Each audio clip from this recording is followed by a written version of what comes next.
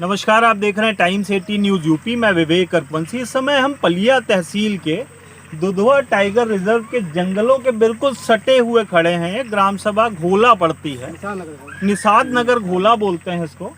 और हमारे पीछे आप देखिए एक नाला जा रहा है, इसके दूसरी तरफ पूरा जंगल ही है, बहुत सारे ग्रामीण हैं, ये आबादी पूरी बसी हुई है चारों तरफ। मैं चाहूँगा एक बार आप ये दिखा दें।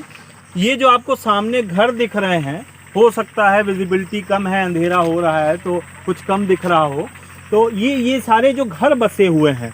अब होता ये है, बरसात चालू हो गई है, लोगों के दिलों की धड़कनें बढ़ गई हैं।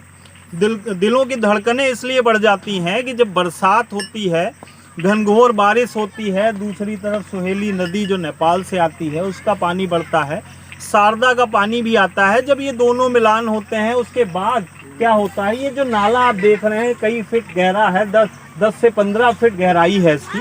और ये पूरा जब बारिश होती है तो ये बह के सारा उपना के और गांव में घुस जाता है। अब देखिए कई जगह गांव में कुछ कच्चे घर भी बने हैं, तो स्थिति वो हो जाती है कि लोगों को खाना बनाने, खाना पकाने, चूल्हा जलाने की भी जगह नहीं मिलती है। अब हम आपको बताएंगे कि हम यहाँ पे इकट्ठा क्यों हैं। यहाँ पे कोई सरकारी अधिकारी या सरकारी कर्मचारी, तहसील प्रशासन ने कोई काम नहीं कराया है, इसीलिए हम आए हैं आपको दिखाने कि ये काम कैसे हो रहा है। इन लोगों की ग्रामीण हमारे साथ बहुत सारे, आप एक बार मैं चाहूँगा आप दिखाएं, बहुत सारे ग्रामीण हैं और ये लगातार मांग करते आ रहे थे एक बंधे की, जिस बंधे की वजह से इनके गाँव को डूबने से बचाया जा सके। चुनाव के दौरान भी और काफ़ी समय से मांग करते आ रहे हैं। अब हम बात करते हैं हमारे विधानसभा 137 विधायक रोमी साहनी की।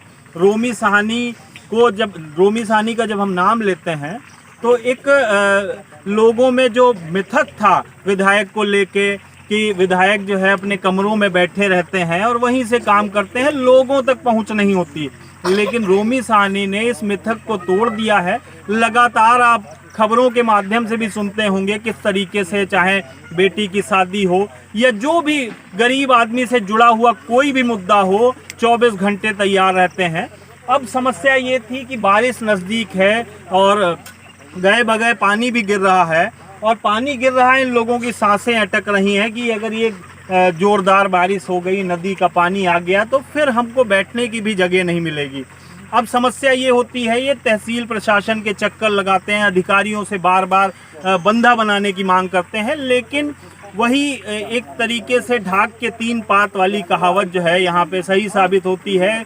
कोई भी इनकी मांग को किसी तरीके से पूरी करने के उसमें नहीं था और टाल मटोल किया जा रहा था, जिसके बाद ये परेशान होकर और इस डर में कि बाढ़ आ गई तो हम क्या करेंगे, जो इनके पास संसाधन है वो भी सीमित हैं, ख़त्म हो जाएंगे। और जिसके बाद ये पहुंचते हैं रोमी साहनी, विधायक रोमी साहनी 137 पलिया के पास।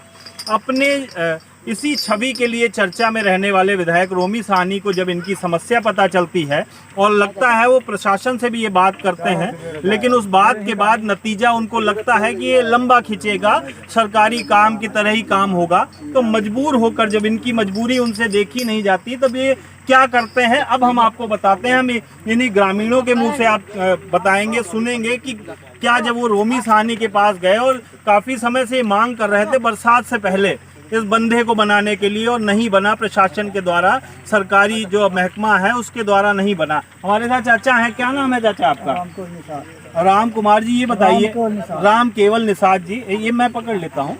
आप ये बताइए, थोड़ा सा आगे आ जाइए आप, ये बताइए कि क्या हुआ जब आप पिछले काफ़ी दिनों से आप लोग बंधे की मांग कर रहे थे, समस्या क्या आती, जब बाढ़ आती थी तो समस्या क्या होता था? हमने 3 महीना हो गया मार्च से विधायक लेके दौड़ते, ठीक, विधायक समय नहीं पाया, कहे भाई बन जाएगा। हमारा गांव तूफान में चल रहा है। ये गांव ऐसा है जो पहाड़ी पानी आता है तो टोटली पानी गांव में, अच्छा, तबाह हो जाते हैं। तो विधायक लगे मांगते मांगते, विधायक ने, खैर विधायक सुने, विधायक ने मशीन भेजे, गांव लगा है मशीन के पीछे। आज गांव को विधायक जी कितना खुश भइल बा दिल कि आज विधायक ने गरीबों को सुने हैं। नहीं? नहीं, कहावत तो ये है कि विधायक जी हमेशा गरीबों के साथ खड़े होते हैं, और जब उन्होंने देखा कि ये लगातार जो सरकारी अधिकारी हैं उनके पास आप लोग भाग रहे हैं, वो सुन नहीं रहे हैं और बाढ़ आ जाएगी, फिर आपके लिए सारे प्रयास निरर्थक रहेंगे, कुछ काम नहीं हो पाएगा। तो जब आप समस्या लेके गए तो क्या विधायक जी कैसे आए? और उन्होंने हमने तो सुना है उन्होंने खुद के पैसे से, सरकारी निधि या सरकारी विभाग द्वारा नहीं कराया गया, और खुद ही अपने पैसे से जेसीबी लगाकर ये काम करवाया जा रहा है। विधायक जी जो है, विधायक जब पीछे पड़ल हमारे गांव, हम लोग पीछे पड़े, तो विधायक के कोई सरकारी पैसा नहीं आया। विधायक अपने लग से पैसा लगा के आज हमारे गांव को उपकार कर रहे हैं। क्यों? ये गरीब गांव है, झोपड़ी मरई वाले हैं, सब बसे हैं। वो विधायक ने हम लोग को बहुत बड़ा मदद की है। विधायक जी जो है, आज विधायक नहीं रहते तो हम लोगों इस बाढ़ में इस साल गांव हमारा पड़ जाए, पक्का हम आपसे बतलाते हैं। तो ऐसे विधायक के लिए क्या कहना चाहेंगे? ये विधायक के लिए, विधायक जो ऐसा विधायक मिला नहीं अभी तक, जो कि विधायक बहुत बने, बाकी गरीब पे ध्यान नहीं किए। गरीब पे ध्यान किए तो ही विधायक किए। शादी से ब्याहे ले, कोई आफत आ जाए तभी विधायक साथ। तो विधायक तो भाई हम लोग के गांव को बहुत।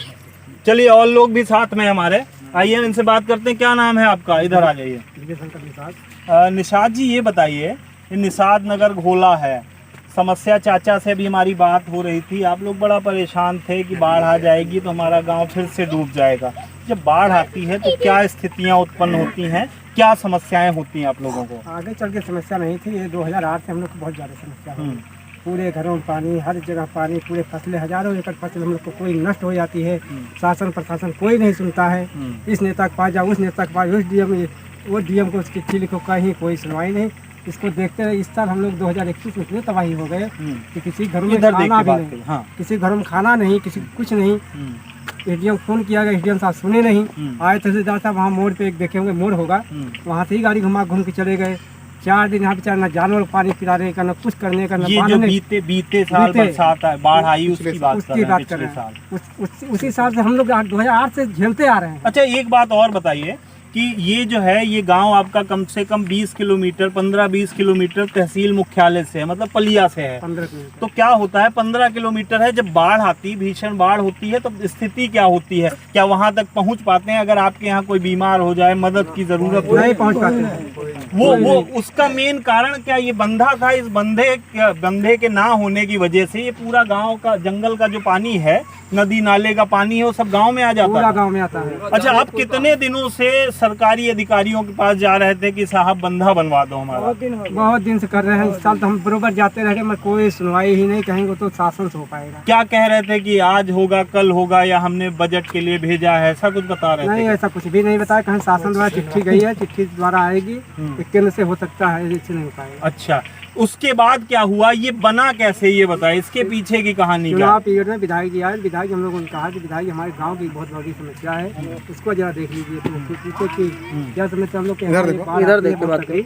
हम लोग बहुत परेशान है, जिसमें आप भी एक बार आए थे, आप देख के गए थे। सब स्कूलों में न बच्चे पढ़ पाते हैं, न कुछ कर पाते हैं, तो कहीं कितना होगा। तो हम लोग यही बताया कि ₹1,00,000 लग जाएगा। तो कहीं ₹1,00,000 लग जाएगा, चलो हमको चुनाव बीत जाने दो, उसके बाद अपने ही पैसे से बनवा देंगे। हमको लंबा प्रोजेक्ट है, तो लंबा नहीं करा पाएंगे तो लिखना पड़ेगा चिट्ठी, तो शासन द्वारा होगा।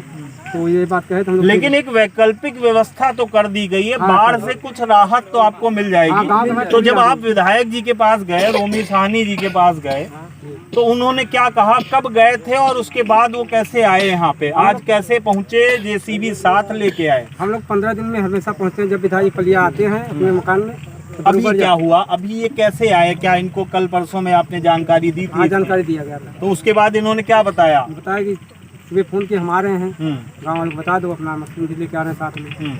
हम आए, यहाँ बात के दिखाए, यहाँ से अपना काम चालू करा दिए। कहीं जाइए, काम चालू है, कोई भी पूछेगा, वन विभाग वाले पूछे, बता दो विधायक बात करिए, हम लोग से काम होने दीजिए। इतनी बात कर चले गए। उसके बाद हम इस समय विधानसभा 137 पलिया विधायक रोमी साहनी जी के पास हैं, और हम फिर आपको विधायक जी के पास लेके आए हैं। और एक तरीके से कहें तो इनके काम ऐसे हैं कि रोजाना अगर एक खबर बनाई जाए तो वो भी कम है।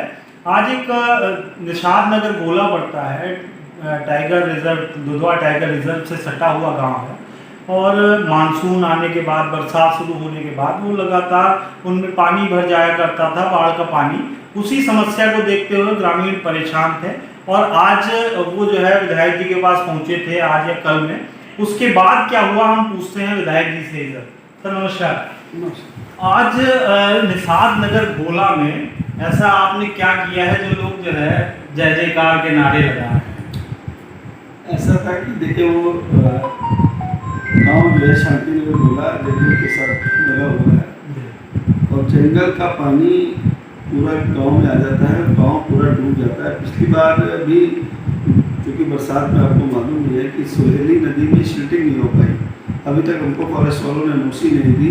सोहेली में डी शिल्टिंग ना होने के कारण हमारे पलिया में हजारों एकड़ फसल पर लॉस होता है, गरीबों के गाँव गुजरते हैं, बच्चे कुत्ते छोटे तो हम लगे हुए हैं, लेकिन फॉरेस्ट वाले एनओसी ना देने के कारण वो पानी पूरा जाके गाँव में घुस जाता है। हमने कई बार अधिकारियों से रिक्वेस्ट करी कि आप जो इसका थोड़ा सा रोक है उसको थोड़ा ऊंचा कर दीजिए ताकि पानी गाँव में ना आए। तो कुछ उन्होंने सुनी नहीं, तो मैं आज खुद गया इसीलिए लेकर के और हम उसको प्रॉपर एक उसको गंदा सा बनवा दे रहे हैं ताकि वहाँ का पानी अंदर गाँव में ना आए। पिछली बार जो बाढ़ आई थी तो शांति नगर गोला में 4-4 फुट पानी चल गया था, पूरे गांव के लोग बेचारे बेघर हो गए थे। और फिर मैंने भंडारा चलाया, कई दिनों के वो भूखे थे, एक टाइम खाते थे, एक टाइम मुझे पता लगा, मैं गाँव गया, फिर मैंने रात दिन भंडारा चलाया, तब जाके वो चैन से जी सके।